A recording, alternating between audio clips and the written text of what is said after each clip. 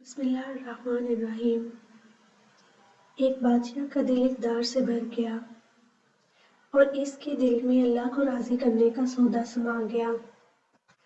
چنانچہ اس نے سب کچھ چھوڑ کر جنگل کی راہ لے لی۔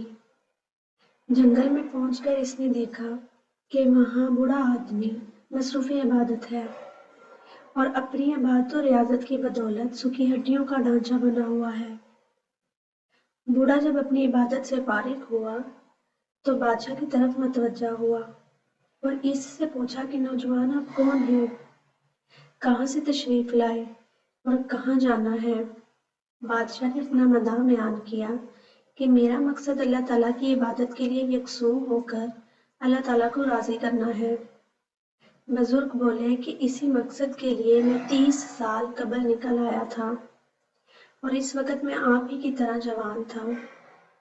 یہ 30 سال سے دنیا سے کٹا رہا ہوں اور روزے عبادت و ریاضت میں گزارے، لیکن ابھی تک میں اپنے مقصد میں کامیاب نہ ہو سکا۔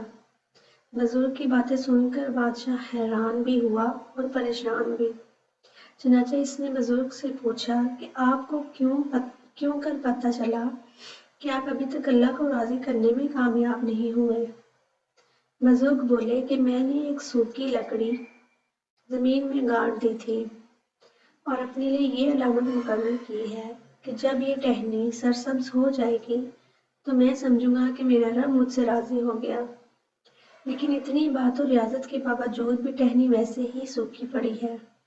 بادشاہ نے جب بزرگ کی باتیں سنی تو بہت متاثر ہوا اور گڑ گڑا کر بزرگ سے التجا کی کہ مجھے بھی اجازت و مرحمت فرمائیں تاکہ میں بھی آپ کے سنگ عبادت کروں اور اپنے رب کو راضی کروں۔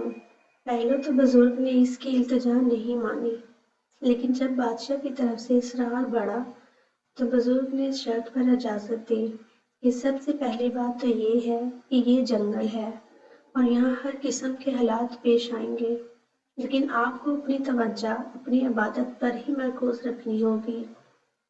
اور دوسری بات یہ کہ آپ کو بھی علامت کے طور پر ایک سوکھی ٹہنی زمین کے اندر گاڑی ہوگی۔ بادشاہ نے دونوں شرطیں منظور کی اور بادشاہ کے ساتھ مصروف عبادت ہو گیا۔ کچھ دنوں بعد ایک رات بادشاہ اور بزرگ دونوں عبادت میں مشغول تھے کہ جنگل میں قریب ہی کسی کے رونے کی اور فریاد کرنے کی آواز سنائی دی۔ بادشاہ نے بزرگ کو اس آواز کی طرف متوجہ کیا اور کہا ہو سکتا ہے کوئی انسان کسی تکلیف میں مبتلا ہو، لہٰذا ہمیں اس کی مدد کرنی چاہیے۔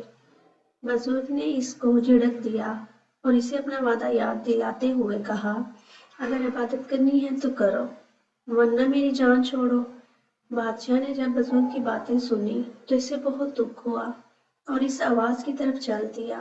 وہاں پہنچ کر دیکھا کہ ایک چھوٹا بچہ کسی قافلے سے رات کی تاریکی میں رہ گیا ہے اور اب خوف اور دہشت سے رو رہا ہے۔ بادشاہ نے بچے کو اپنے کاندھے پر بٹھایا اور قافلے کے پیچھے بھاگ پڑا۔ قافلہ زیادہ دور نہیں گیا تھا، اس وجہ سے جلد ہی بادشاہ اس تک پہنچ گیا۔ بچہ قافلے کے حوالے کر کے بادشاہ نے اپنی جگہ واپس آیا اور سو گیا۔ صبح جب وہ جاگا، خوشی کی انتہا نہ رہی کہ اس کی گاڑی ہوئی سوکھی ٹہنی سبز ہو چکی ہے۔ چنانچہ بادشاہ نے اپنا بوریا بستر سمیٹا اور بزرگ سے یہ کہہ کر وہاں سے چل دیا کہ محترم اگر اللہ کی مخلوق کے ساتھ تمہارا یہ رویہ رہا تو 100 سال بھی اگر آپ مصروف عبادت رہے تو بھی آپ کی سوکھی ٹہنی ہری نہیں ہوگی، کیونکہ آپ کا دل مخلوق خدا کے لیے پتھر ہے۔ اس لیے چھوٹی چھوٹی نیکیوں کو کرتے رہا کریں۔